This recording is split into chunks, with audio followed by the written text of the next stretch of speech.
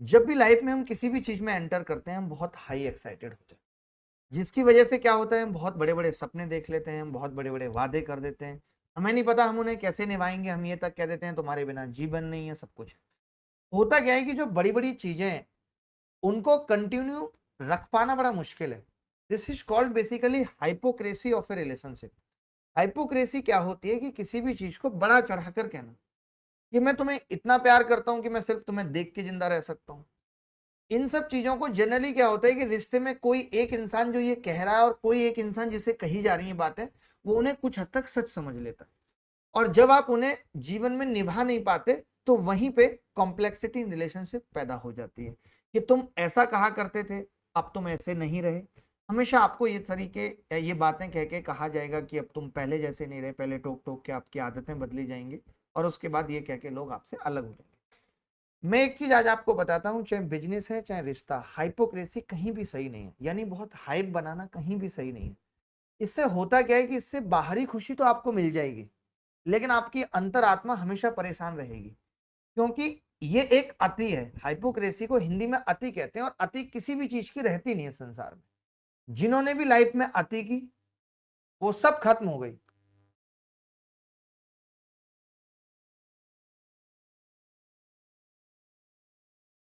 ठीक है, अति किसी भी चीज की नहीं रहती।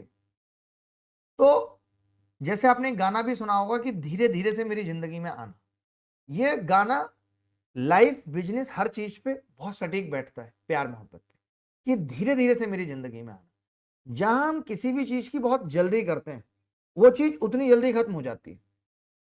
जब आप इस तरीके से लाइफ में चढ़ना सीखते हैं, आपको पता है लाइफ का ग्राफ हो या स्टॉक का ग्राफ, वो इसी तरीके से चलेगा। लेकिन जो लोग लाइफ के इस तरीके के ग्राफ में जाते हैं उन्हें ऐसा लगता है कि हम लाइफ में बहुत तेजी से आगे बढ़ रहे हैं और हम आसमान छू सकते हैं, और हल्की सी चूक जिस पॉइंट पे भी होगी वो सीधे ऐसे नीचे आ जाते हैं। तो हमें जिंदगी के ग्राफ को इस तरीके से नहीं रखना कि एक साथ बढ़े और एक साथ गिर गए। इससे अच्छा है कि थोड़ा बढ़ेंगे, थोड़ा कम गिरेंगे, फिर थोड़ा बढ़ेंगे, फिर थोड़ा कम गिरेंगे, और फाइनली ये है कि हम यहां से यहां पहुंच गए।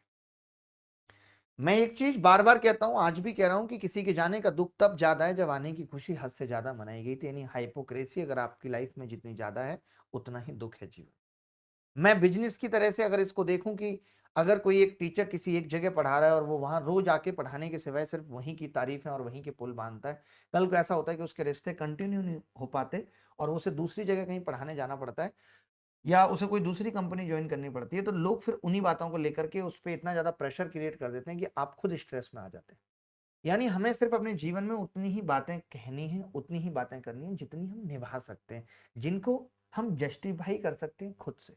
आज रिलेशनशिप में कॉम्प्लेक्सिटी की सबसे बड़ी वजह यह है बड़े बातें, रॉन्ग एक्सपेक्टेशन, फॉल्स कमिटमेंट। इन्हें फॉल्स कमिटमेंट कहते हैं कि मैं सिर्फ तुम्हें देखकर जी सकता हूँ, जो चीजें पॉसिबल नहीं है। जितनी हाइप क्रिएट करेंगे उतना ज्यादा दुख जीवन में है।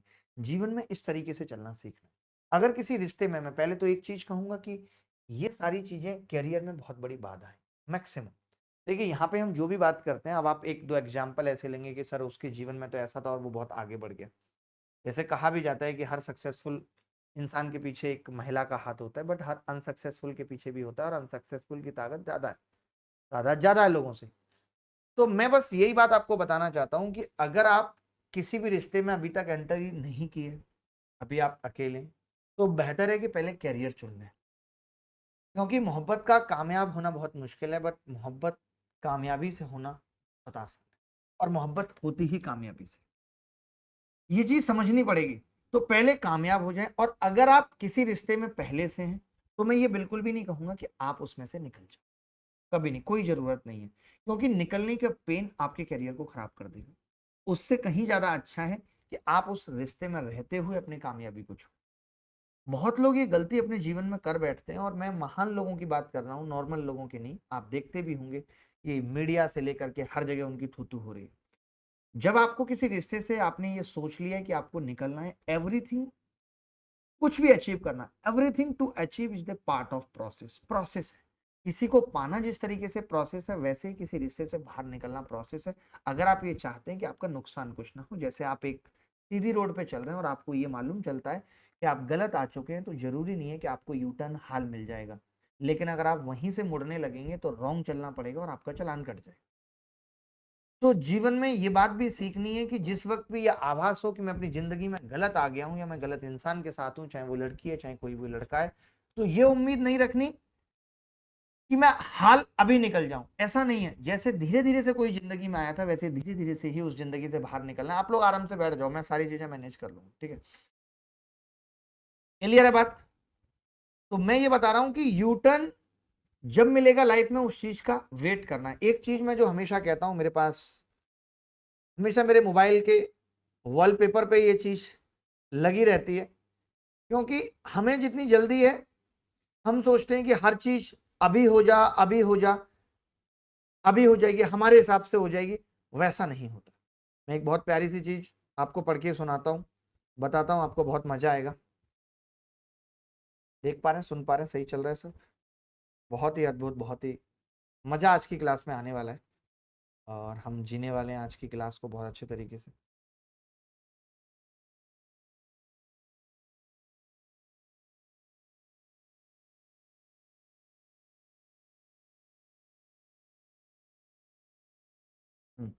मैं ये कह रहा था कि सही चीजों का और सही वक्त का इंतजार हमेशा किया जाना चाहिए, क्योंकि सही वक्त पर ही सही चीजों का होना तय है।